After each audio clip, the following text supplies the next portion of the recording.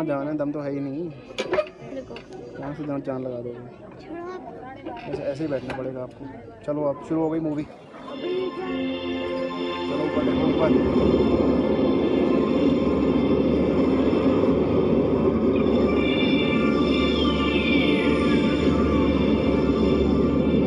इसमें चारों तरफ देख सकते हैं, आगे पीछे ऊपर सब कुछ। ये क्या है? दिखाई नहीं दे रहा।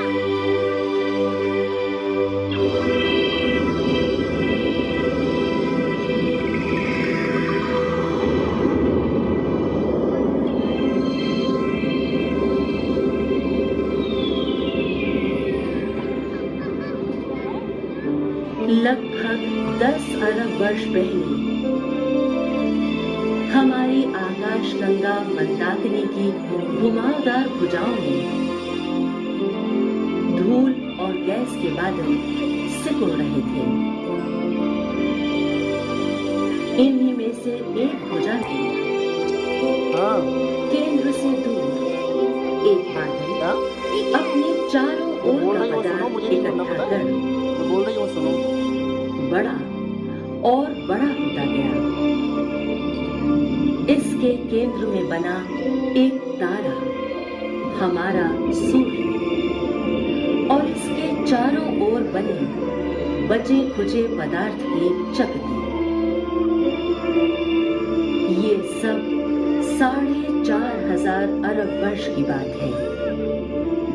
इस चकती में छोटे बड़े टुकड़े कभी आपस में टकरा कर टूटे और कभी जुड़कर बड़े टुकड़े बन गए। इस तरह के टकराव हमेशा होते रहे और अंत में इन्हीं से बने ग्रह बुध, शुक्र, पृथ्वी, मंगल, बृहस्पति, शनि इत्यादि। तीसरे पिंड में जीवन की शुरुआत के लिए स्थितियां अनुकूल थीं। सबसे पहले बनी एक सरल कोशिका और फिर इससे नींव पड़ी आज के बुद्धिमय जीवन की।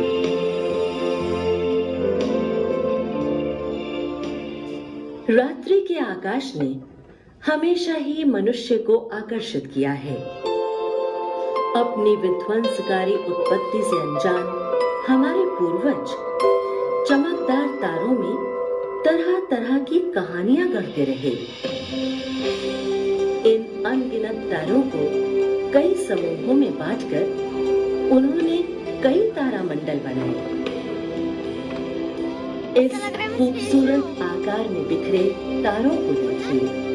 उन्होंने क्या कह रहे हैं? चुपचाप सुनो। हमारे पूर्वजों को इनमें एक शिकारी दिखाई दिया। ये है काल पुरुष या ओरायन। बीच में 3 तारे उसकी कमर पेटी बनाते हैं।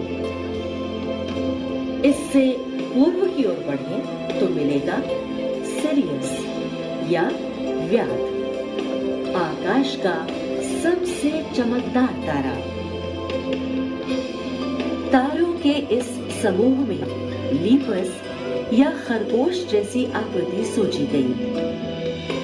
कमर पेटी से पश्चिम की ओर जाने पर मिलता है वृषभ तारामंडल। इसका ये चमकदार तारा है एल्डबरन या रोहिणी नक्षत्र।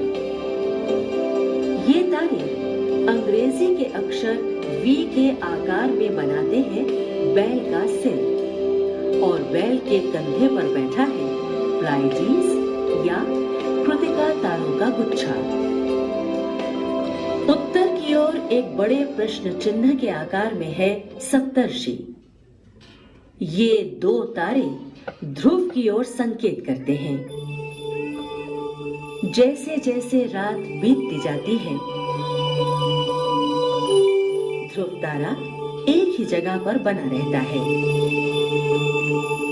जबकि बाकी तारे पूर्व से पश्चिम की ओर जाते रहते हैं, जैसे कि दिन में सूर्य। पूरे आकाश को 88 तारामंडलों में बांटा गया है। इन काल्पनिक आकारों की पृष्ठभूमि में सूर्य और चंद्रमा की गति को समझा गया। हमारे पूर्वज रात्रि के आकाश से भलीभांति परिचित थे, इसलिए वे तारों की पृष्ठभूमि में धीरे धीरे खिसकते हुए पिंडों को पहचान पाए। ये साधारणतया पश्चिम से पूर्व की ओर जाते थे, पर कभी-कभी विपरीत दिशा में भी जाने लगते। कई रातों तक इनका अध्ययन करने से पता चला कि ये खास तारामंडलों की पृष्ठभूमि में जाते हैं। ये खास तारामंडल राशि चक्र बनाते हैं। सूर्य, चंद्रमा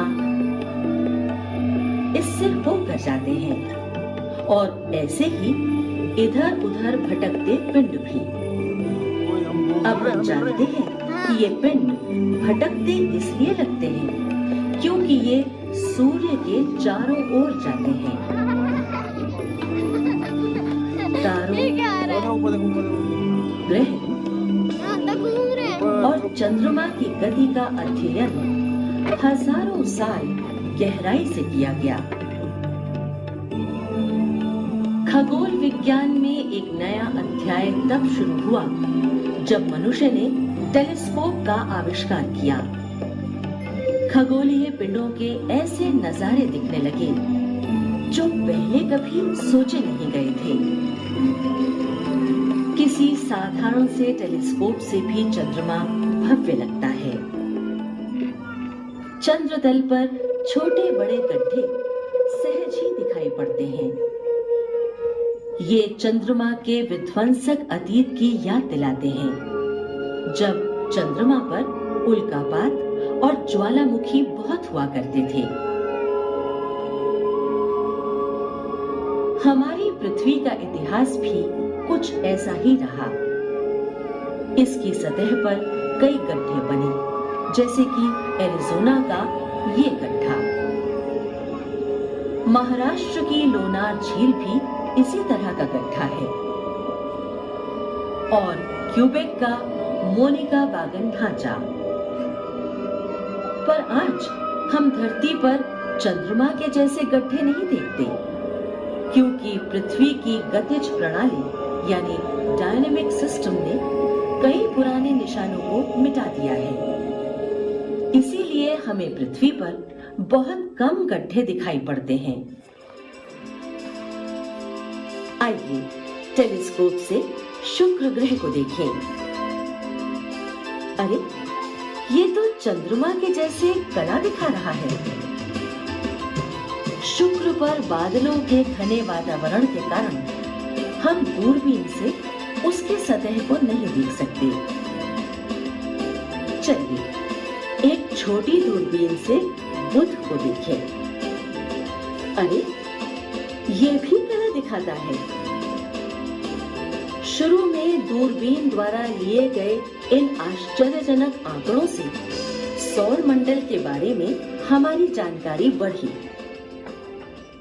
पहले लोग सोचते थे कि सूर्य और ग्रह पृथ्वी के चारों ओर घूमते हैं। इस धारणा के अनुसार ग्रहों की कलाओं को समझना मुश्किल था। खगोलविदों के अध्ययन से जब ये धारणा बदली और समझा गया कि पृथ्वी और अन्य ग्रह सूर्य के चारों ओर चक्कर लगाते हैं, तब इन ग्रहों की कलाओं को समझना आसान हो गया।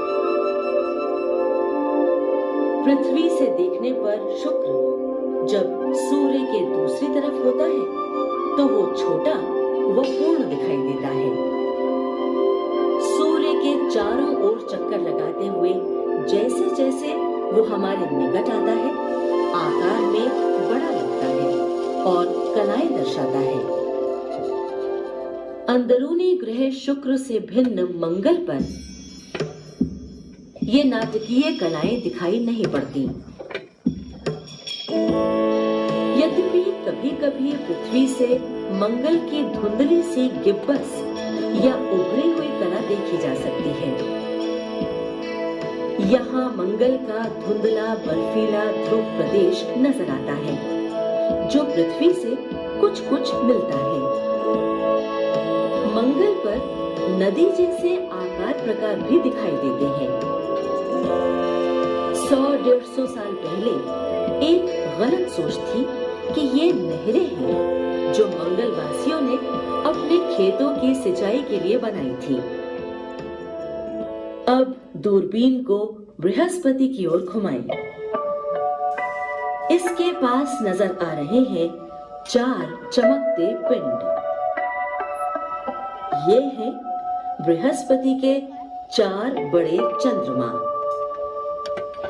इनको कहते हैं गैलीलियन मून। बृहस्पति का लाल धब्बा शायद सबसे पहले 1665 में कैसिनी द्वारा देखा गया। दरअसल ये धब्बा एक भीषण तूफान है।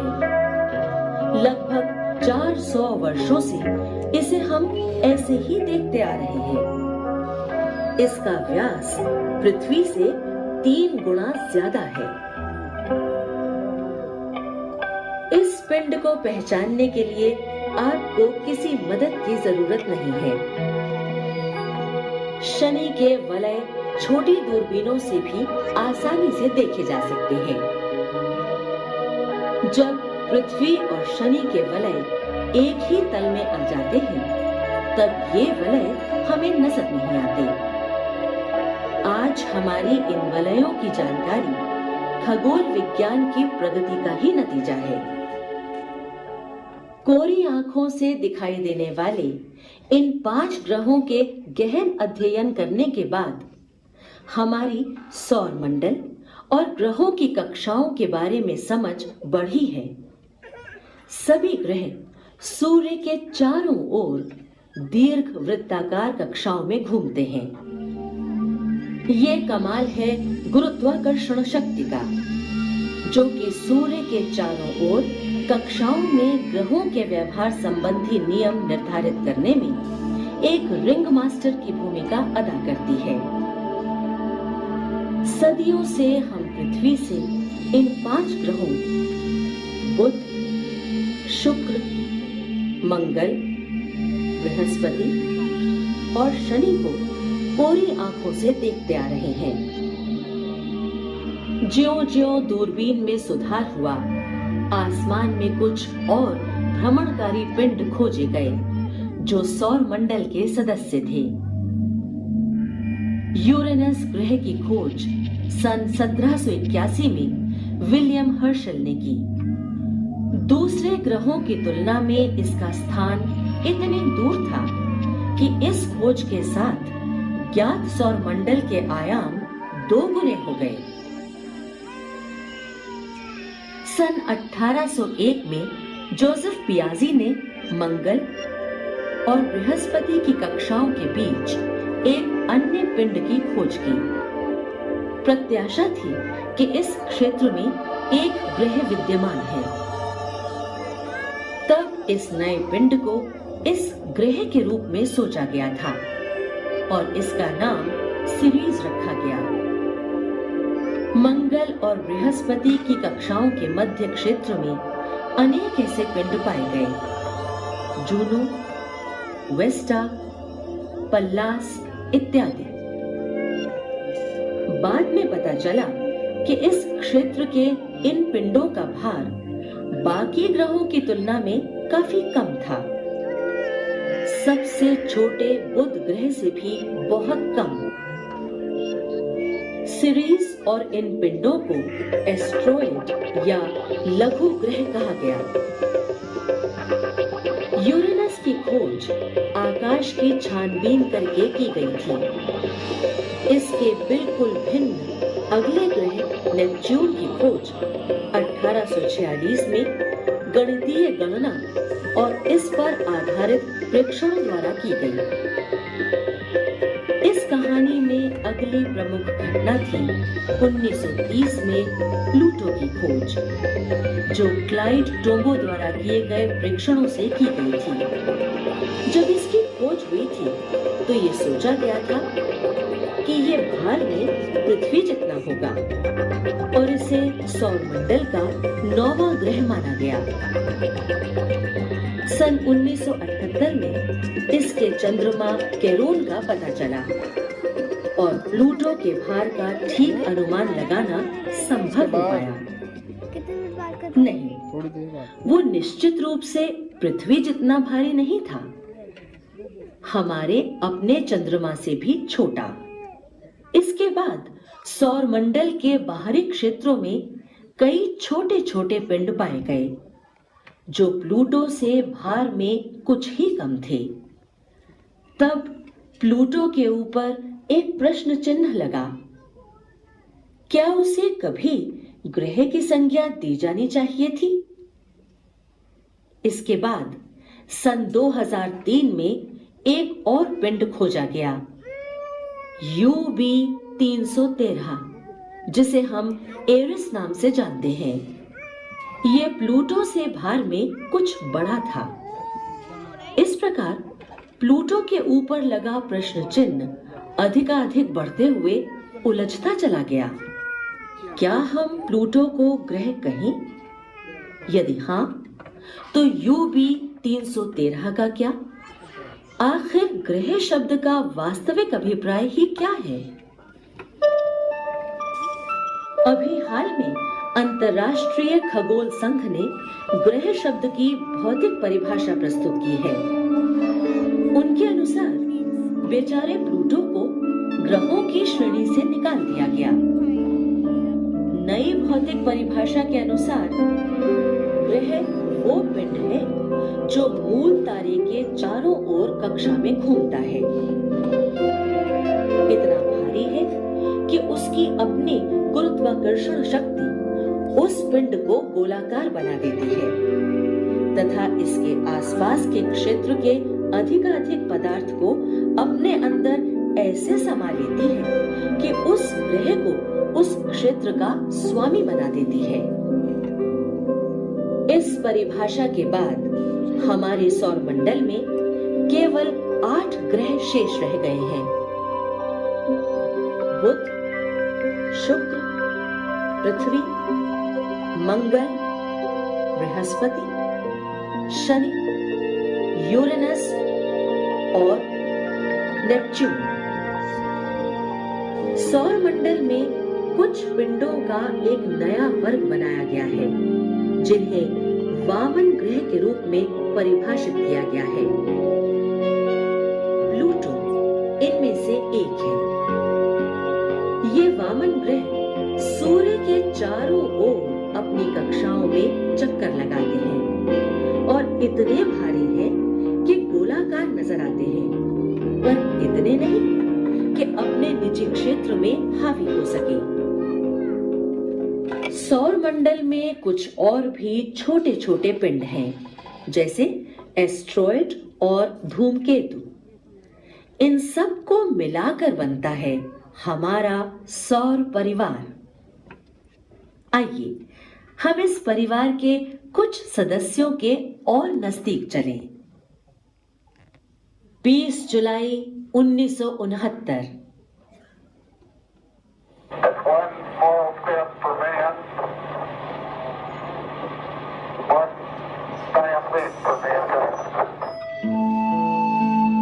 मनुष्य के लिए एक छोटा सा कदम, मानव जाति के लिए एक लंबी छलांग। मनुष्य ने अपने निकटतम पड़ोसी चंद्रमा पर कदम रखा। यह यात्रा 3 दिन चली। यात्रांत में अंतरिक्ष यात्रियों ने कई दशकों तक अध्ययन करने के लिए सामग्री इकट्ठी कर ली। पहले माना जाता था कि चंद्रमा पर पानी नहीं है, लेकिन क्लेमेंटाइन एवं ल्यूनर प्रोस्पेक्टर मिशन ने चंद्रमा के ध्रुवों के अंदर बर्फ के रूप में पानी होने के संकेत दिए। ल्यूनर प्रोस्पेक्टर का अंतिम उद्देश्य था चंद्रमा के दक्षिण ध्रुव पर टकराकर धूल और पानी की भाप का बादल उठाना।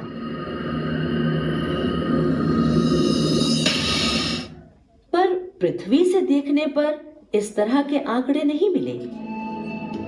कहने का अभिप्राय ये नहीं है कि चंद्रमा की सतह के नीचे जमा हुआ पानी नहीं है।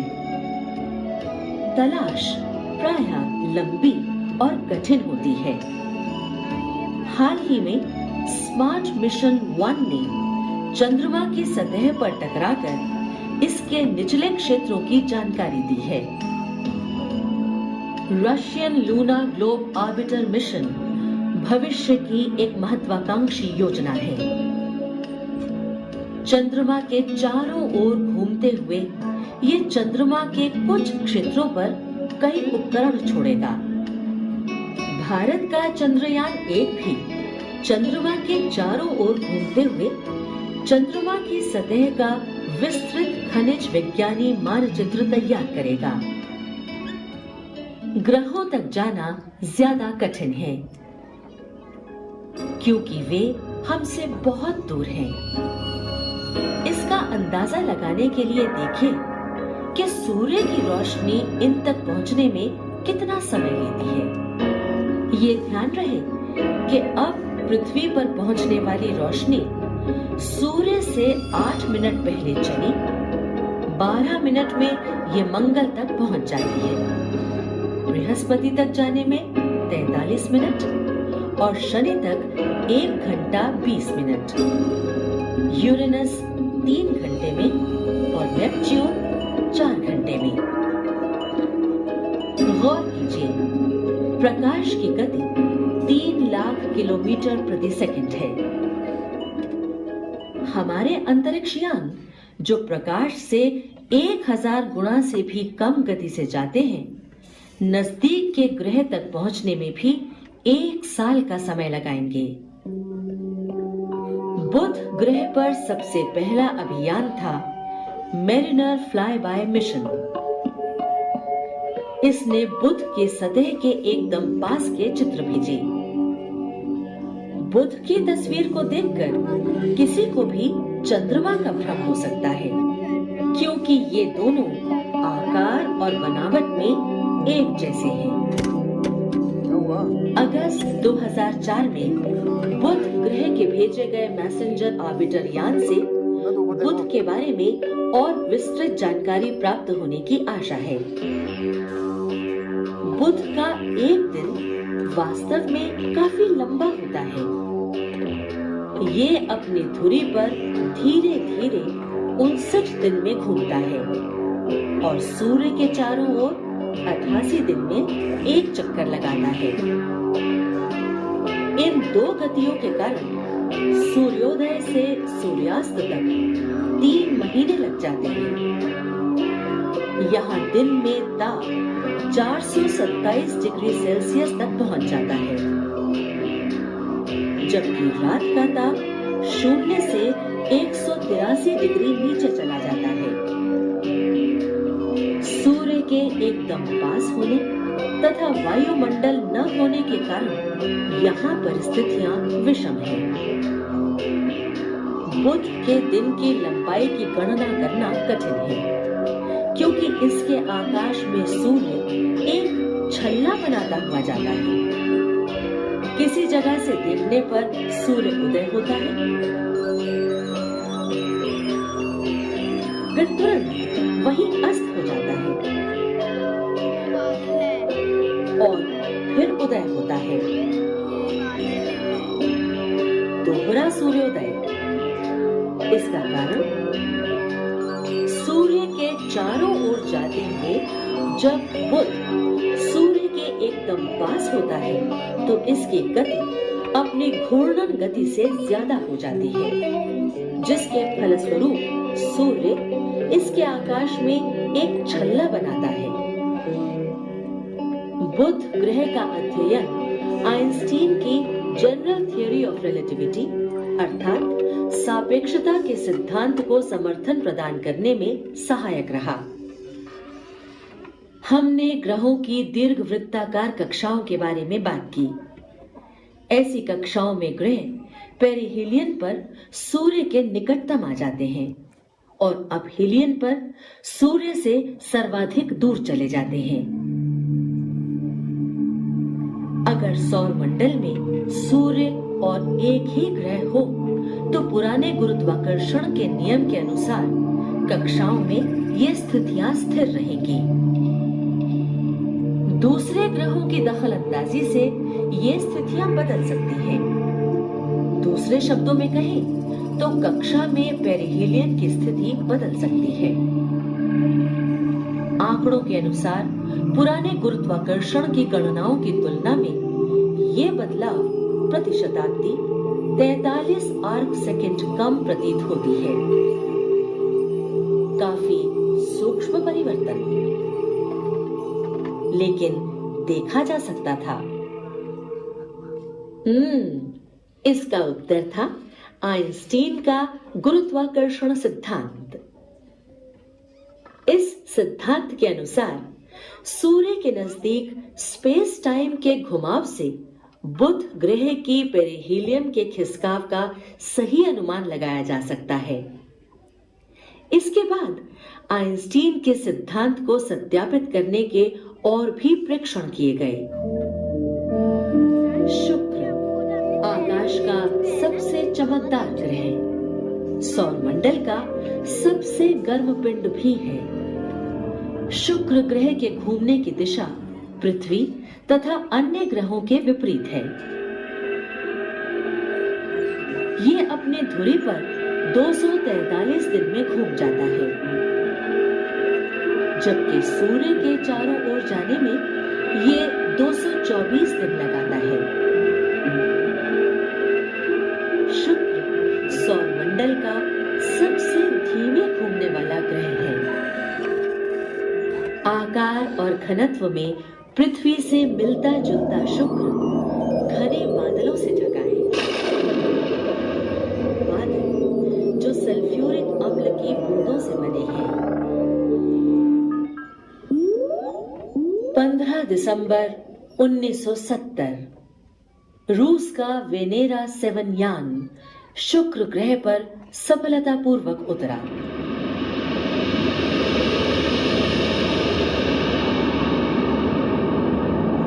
इसमें लगे उपकरणों ने पूर्वानुमान को सही बताया कि यहाँ 90% कार्बन डाइऑक्साइड है। इसकी सतह चट्टान की बनी है और इसका तापमान 475 डिग्री सेंटीग्रेड है। बुध ग्रह के दिन के तापमान से भी ज्यादा। वास्तव में शुक्र सौर मंडल का सबसे गर्म ग्रह है। यहाँ रात्रि का तापमान करीब एक सा बना रहता है। इतने अधिक ताप का कारण है ग्रीन हाउस प्रभाव। कार्बन डाइऑक्साइड के बादल सतह को धूप से गर्म करते हैं, पर सतह से निकली गर्मी को बाहर नहीं जाने देते। इसलिए वहां दिन और रात के तापमान में ज्यादा अंतर नहीं होता। सन 1990 में शुक्र की तरफ भेजे गए मैजेलिन अंतरिक्ष यान ने शुक्र की सतह के राडार द्वारा मानचित्र बनाए और इस ग्रह के नजदीक की विस्तृत चित्र भेजे। पृथ्वी की परिधि से बाहर ये है मंगल। अपने 2 बेडौल चंद्रमाओं फोबोस और डीमोस को लिए हुए मंगल के बदलते धरातल को देखकर लोगों को वहां खेती का भ्रम हुआ। सन 1976 में वाइकिंग यान मंगल की सतह पर सफलतापूर्वक उतरा।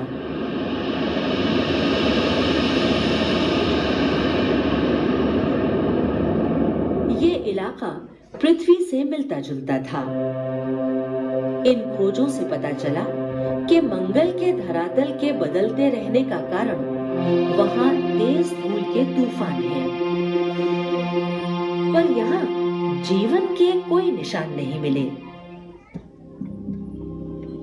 वाइकिंग अभियान के भेजे चित्रों में मंगल की सतह पर मनुष्य के चेहरे जैसी आकृति मिली, पर बाद में पता चला कि रोशनी और परछाई के कारण ऐसा दिखाई दे रहा है। मंगल पर ही सबसे अधिक अंतरिक्ष यान भेजे गए हैं। बहुत सारे सफल हुए तो कुछ ग्रह पर पहुंचकर निष्क्रिय हो गए। सबसे सफल अभियान रहे पाथफाइंडर और उसके बाद स्पिरिट एवं अपॉर्चुनिटी। इन्होंने आशा से अधिक आंकड़े एकत्र कर पृथ्वी पर भेजे। कुछ सफल ऑर्बिटर मिशनों से हमें मंगल की सतह के बारे में जितनी जानकारी प्राप्त हुई, इतनी तो हम अपनी पृथ्वी के चंद्रमा के बारे में भी नहीं जानते। इन मिशनों से मिली सबसे महत्वपूर्ण जानकारी थी मंगल पर कुछ करोड़ वर्ष पहले बहते पानी के संकेत। बृहस्पति तथा अन्य ग्रहों को मानव रहित यान भेजना भी बहुत कठिन है। इसलिए वैज्ञानिकों ने एक विशेष घटना का सहारा लिया जो हर 179 साल बाद होती है। यदि इस समय एक यान बृहस्पति की ओर छोड़ा जाए तो एक ही उड़ान में वो सभी बाहरी ग्रहों से होकर गुजर जाता है। इस अवस्था में हर ग्रह का गुरुत्वाकर्षण यान को अगले ग्रह की ओर मोड़ देता है। वॉयेजर यान सन 1977 में छोड़ा गया। 2 साल बाद ये बृहस्पति तक जा पहुंचा और इसने पृथ्वीवासियों को बृहस्पति के जगमगाते वलय की जानकारी दी। इसने पाया कि 16 चंद्रमा इस विशाल ग्रह के चक्कर लगाते हैं। अब तो इसके 60 से भी अधिक चंद्रमा हैं। इसके चंद्रमा आयो पर अभी भी ज्वालामुखी फूटते हैं। पृथ्वी से बाहर पाई गई पहली सक्रिय ज्वालामुखी। हब्बल टेलीस्कोप और गैलीलियो यान ने आयो पर फूटते ज्वालामुखी देखे। दूसरे चंद्रमा यूरोपा की सतह के नीचे पानी होने की संभावना है। बृहस्पति का वायुमंडल काफी रंगीन है। इसके उभरते हुए बादलों के आकार प्रकार कुछ ही घंटों में बदल जाते हैं। इन बादलों के बदलते आकार प्रकार से पता चलता है कि बृहस्पति का मध्य भाग ध्रुवों की अपेक्षा तेजी से घूमता है। हाल ही में हब्बल स्पेस टेलीस्कोप और चंद्रा एक्सरे वेधशाला ने भी अपनी नजरें एक ही समय पर बृहस्पति पर गड़ाई। दोनों के मिले जुले निरीक्षण से महत्वपूर्ण जानकारियां मिली। इन्होंने बृहस्पति के ध्रुव के निकट एक असुलझा पल्सेटिंग एक्सरे गर्म धब्बा भी देखा। अब चले अगले ग्रह की ओर। शनि के वलय तो अनगिनत हिमकणों से बनते हैं। ये अपनी धुरी पर लगभग 10 घंटे में घूमता है। इस तेज गति के कारण ध्रुवों पर ये ग्रह चपटा हो जाता है। अन्य गैसीय ग्रहों की तुलना में शनि का घनत्व काफी कम है। कोशिश करने पर भी आप इसको एक अति विशाल काल्पनिक बीकर में डुबा नहीं पाएंगे। हाल ही में भेजे गए कैसिनी मिशन ने शनि की विस्तृत जानकारियां दी हैं। इसका सबसे बड़ा चंद्रमा है टाइटन। कैसिनी अभियान ने टाइटन के वायुमंडल का परीक्षण करने के लिए वहां हाइजेंस नाम का उपकरण छोड़ा। यात्रा की आश्चर्यजनक खोज थी टाइटन का वातावरण। 40 करोड़ वर्ष पूर्व पृथ्वी से मिलता जुलता वातावरण। आइए इस यात्रा के अगले ग्रह यूरेनस से मिले। ये सूर्य के चारों ओर 84 साल में एक चक्कर लगा लेता है। यूरेनस का अक्ष इसकी कक्षा से अत्यधिक झुका है, इसलिए अग्नि कक्षा में लुढ़कता हुआ जाता है। यूरेनस के वलय बड़े बड़े पथरीले टुकड़ों के बने हैं। पृथ्वीवासियों को इन वलयों का पहले से ही पता चल गया था जब यूरेनस ने एक तारे को आच्छादित किया। एक खगोलीय पिंड की दूसरे खगोलीय पिंड को ढकने की क्रिया को आच्छादन कहते हैं, बिल्कुल वैसे जैसे सूर्य ग्रहण। यूरेनस द्वारा तारे के आच्छादन के समय तारे की रोशनी आच्छादन से पहले और बाद में टिमटिमाई, जिससे ग्रह के चारों ओर वलयों के होने का संकेत मिला। कावलूर वेधशाला से भारतीय खगोलविदों द्वारा इस आच्छादन के अध्ययन ने यूरेनस की खोज में महत्वपूर्ण योगदान दिया। बाद में वॉयेजर यान ने यह सत्यापित किया कि ग्रह के चारों ओर वलय हैं। कुछ समय पहले तक यूरेनस को एक आकृतिहीन ग्रह समझा जाता था, लेकिन हाल ही में हब्बल दूरबीन ने यूरेनस पर एक काला धब्बा देखा।